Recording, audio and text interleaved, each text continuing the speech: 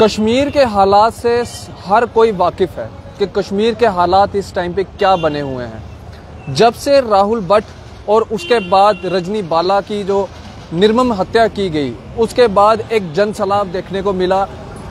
लोग कश्मीर से प्लान करते हुए जम्मू की ओर नज़र आते हुए मिले और सरकार जो है वो हाथ पे हाथ धरे बैठी रही। और इसी बीच कश्मीरी हिंदू पंडित समाज जो है वो कश्मीर के अंदर कड़ा एहतजाज कर रहा है और इस एहतजाज के चलते आज उन्होंने सरकार के आगे जो है अपनी 11 डिमांडें जो है वो रखी हैं। अब इन्हीं 11 डिमांडों के ऊपर बातचीत करने के लिए मेरे साथ एमके भट्ट जी हैं, इनसे मजीद बातचीत करेंगे। भट्ट साहब, ये जो 11 डिमांड्स हैं पूरा तफसीलन से बताएं ताकि हमारे दर्शकों को, पूरे जम्मू कश्मीर की आवाम को पता चल सके कि क्या डिमांड्स हैं कश्मीरी हिंदू पंडित्स की। अब कश्मीर के अंदर जो हालात बने हुए हैं उसके चलते क्या डिमांड्स की है? देखो, सबसे पहले एक बड़ी बहुत जो हम एक ही डिमांड है, अब 11 की हम बात नहीं करेंगे, वो तो एक सब डिमांड माना जाएगा। एक ही डिमांड है कश्मीरी पंडित एम्प्लॉइज की, उनका रिलोकेशन वहाँ पे होना चाहिए। ये एक उनकी डिमांड है। जब तक उसके ऊपर कोई गवर्नमेंट निर्णय नहीं लेगी तब तक ये एजिटेशन चलता रहेगा। तो ये उनका जो वहाँ पे एम्प्लॉयमेंट जो फोरम्स है उनके साथ बात हुई थी हमारी, मुझे एक दो लीडरों के साथ उनके साथ बात हुई थी। उन्होंने यही बात कही, जब तक हमारे एक ये नहीं मांगे तो ये सबसे बड़ी। देखो, अभी तक गवर्नमेंट के साथ एक कॉन्फिडेंस बिल्डिंग होता है हर एक। 2010 में वो सारे लगे हुए थे।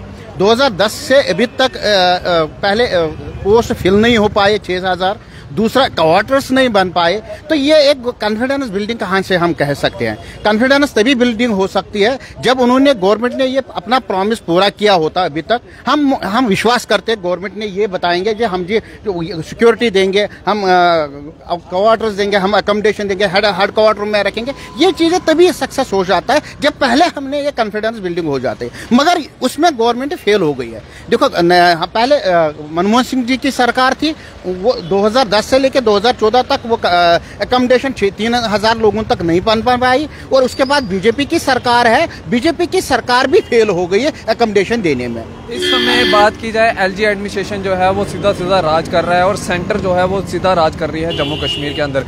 और लोगों का ये कहना है कि एलजी जो है वो भाजपा के एलजी हैं।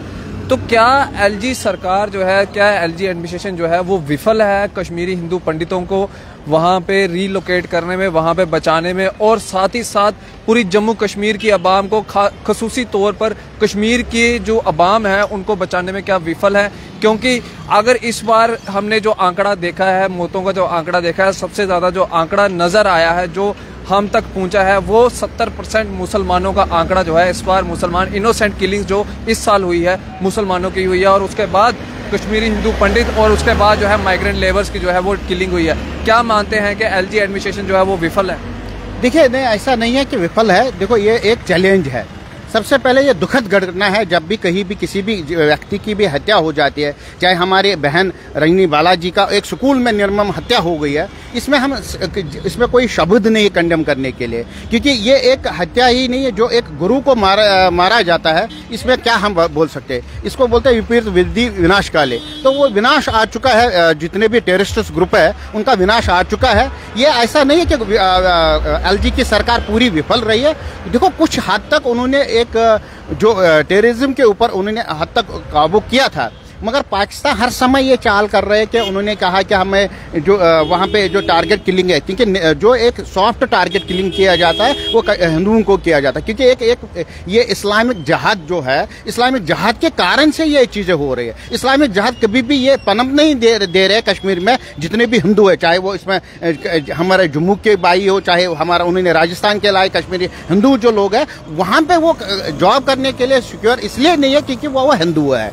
तो इसलिए वहाँ पे जहाद को, जो इस्लामिक जो टेररिज्म जो जिसको हम कहे, वही इस्लामिक टेररिज्म वहाँ पे पनप रहा है। ये आज से ही नहीं है, ये कई वर्षों से, कई डिकेटों से ये पनप रहा है। इन डिकेटों की वजह से ये जो पिछले 3 दशकों से आपने देखा है, 1990 में भी जो इस्लामिक जहाद था कि कश्मीरी विस्थापितों को बाहर निकाला गया वहाँ पे एक कॉन्स्पिरेसी के तहत। तो यहाँ पे भी इस समय का एक कॉन्स्पिरेसी चल रही है, क्योंकि कश्मीरी हिंदुओं को जितने भी वहाँ पे जो भी जॉब करे, चाहे जम्मू के लोग हैं, चाहे राजस्थान से लोग हैं, चाहे कश्मीरी पंडित लोग हैं, वो वहाँ से निकालने के लिए कोशिश कर रहे हैं कि वहाँ पे हिंदुओं का राज नहीं है। ऐसा नहीं है। देखो अभी जो मैं मानता हूँ अभी साइकोलॉजिकल दबाव है हमारे जो हमारे वहाँ पे एम्प्लॉइज है, तो अभी पे गवर्नमेंट को ये देखना चाहिए, उनको रिलैक्सेशन देनी चाहिए, थोड़ा बहुत उनका एक समय उनको रिलैक्सेशन करना चाहिए, इनकी डिमांड माननी चाहिए। ये एक कोई नहीं, जब तक हालात ठीक होंगे फिर वापस वो खुद वो जॉब करने के लिए। हिंदू पंडितों को सबसे ज्यादा आश्वासन थी मोदी साहब से, मोदी सरकार से, लेकिन अब मोदी सरकार भी जो है वो कहीं ना कहीं विफल होती हुई नजर आ रही है और कश्मीरी हिंदू पंडित समाज जो है वो मोदी साहब के खिलाफ भी जो है वो नारेबाजी कर रहा है।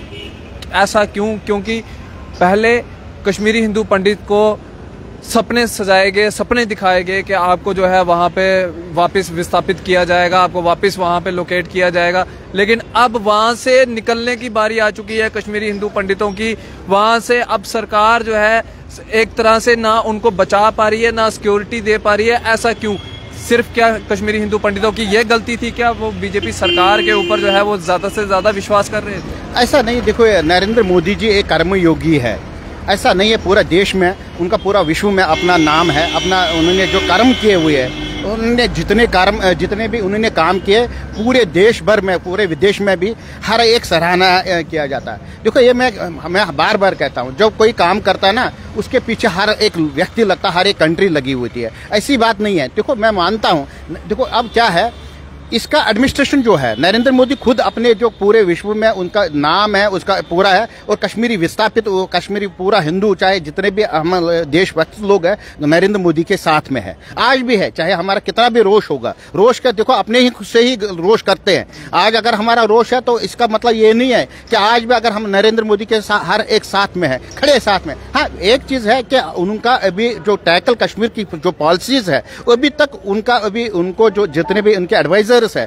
उनको पूरा उसके ऊपर मनन करना चाहिए, ताकि कश्मीर की जो समस्या है उसको गलत इनफीड जा रही है। हाँ यहाँ से गलत फीड हो रही है, उसके ऊपर उनको ध्यान देना चाहिए, ताकि देखो ये जो यहाँ से एक जो इनका फीडबैक मिल जाता है उस फीडबैक में कहीं कमी है, कम्युनिकेशन गैप है, और उस कम्युनिकेशन को गैप करने के लिए जो उनका ये बताया जाता था वो गलत धारणाएं दिया जाता है। क्योंकि मैं एक एग्जांपल है, अगर कोई ब्यूरोक्रेट गलत काम करता है वो गवर्नमेंट के ऊपर आता है, क्या इसका मतलब नरेंद्र मोदी जिम्मेवार नहीं है? क्योंकि वो ब्यूरोक्रेट जानबूझ के कर रहा है ताकि बदनाम करने के लिए गवर्नमेंट को। ऐसे एलजी सरकार को स्ट्रिक्ट एक्शन लेना चाहिए उन ब्यूरोक्रेटों को जिन्होंने ऐसे हालात पैदा किए हुए हैं। क्योंकि आपने सुना होगा सीओ कुलगाम ने बहुत बार रजनी बालाजी वहां पे गए हैं, वो एलजी सरकार वहां पे वो पूरा दिया। इसका मतलब क्या हुआ? क्योंकि वो वहां पे एक कन्स्पेंसी चल रही है, क्योंकि वहां पे एलजी सरकार को नरेंद्र मोदी को बदनाम करने के लिए ऐसे साजिशें किया जाते रहे। इन हालातों के बीच में इलेक्शन होना जरूरी नहीं है? जिस तरह से ब्यूरोक्रेसी हावी होती हुई नजर आ रही है, क्या इस बीच में इलेक्शन होना जरूरी नहीं है? देखिए ये एक पॉलिटिकल इशू है। जब तक हर एक व्यक्ति को, हर एक जम्मू कश्मीर के कॉन्फिडेंस ना मिले तब तक इलेक्शन का कोई महत्व नहीं होता है। जब तक सिक्योरिटी ना मिले, जब तक कॉन्फिडेंस बिल्डिंग ना हो, जब तक हर एक चीज का एक कॉन्फिडेंस बिल्डिंग हो जाते है हर एक व्यक्ति के लिए। देखो ये हालात है इस समय, इस हालात को कैसे जूझना चाहिए, कैसे इसको निरंतर करना चाहिए। एलजी सरकार को थोड़ा स्ट्रिक्टली लेना चाहिए सिक्योरिटी के साथ, ताकि ये जो हालात है जो एक पनप रहा है, जो ये मिलिटेंसी है, हाइब्रिड मिलिटेंसी जो है, इसको पनपने का खत्म करना चाहिए। इसको पूरी जो एक जो अपने हाथ जो आर्मी के अंडर करना चाहिए, ताकि ये जो मिलिटेंट है ये इनको खत्म करना चाहिए। तो हमें आशा है नरेंद्र मोदी के ऊपर, वो भगवान के रूप में हम मानते हैं उसको हमें पूरा विश्वास है वो कहीं ना कहीं असला मसला हल कर देंगे। एक सवाल मेरा ये रहेगा, क्या कैमरे में बैठ के या बंद कमरे के अंदर बैठ के क्या जम्मू कश्मीर के हालात का जायजा लिया जा सकता है? नहीं, जब तक आप ग्राउंड में नहीं आओगे, जब तक आप हर एक जगह नहीं पहुंचोगे, जब तक आप बातें नहीं करोगे, तब तक कुछ नहीं हो गया। देखो ये एलजी साहब से हमें निवेदन करते हैं कि कम से कम जितने भी आप उनके ब्यूरोक्रेट्स है, जितने भी वो ग्राउंड में आ जाए, ताकि लोगों की समस्याओं को समझे, ताकि लोगों की समस्याओं को सुने, और वो उसके बाद ही बता सकते हैं। देखो जब तक वो सुनेंगे कि नहीं, उसके ऊपर इम्प्लीमेंटेशन नहीं करेंगे, तब तक कुछ नहीं हो सकता है। हर एक डिपार्टमेंट के जब तक वो इसमें संज्ञान नहीं लेंगे ना, तब तक कुछ नहीं हो सकता है। बाकी ये चीज़ें तो देखो, ये चीज़ें है, बाकी जो हम जितने भी एम्प्लॉयज़ की डिमांड है, उनकी जेन्युइन डिमांड है, साइकोलॉजिकली वो प्रेशर में है, क्योंकि दबाव है, ज़बरदस्त टारगेटिंग के लिए हुई है। तो इसमें और कोई नहीं कह सकता, इसमें एक ही एक सोल्यूशन है, जब तक थोड़ा बहुत हालात ठीक हो जाए तब तक रिलोकेशन कर लीजिए।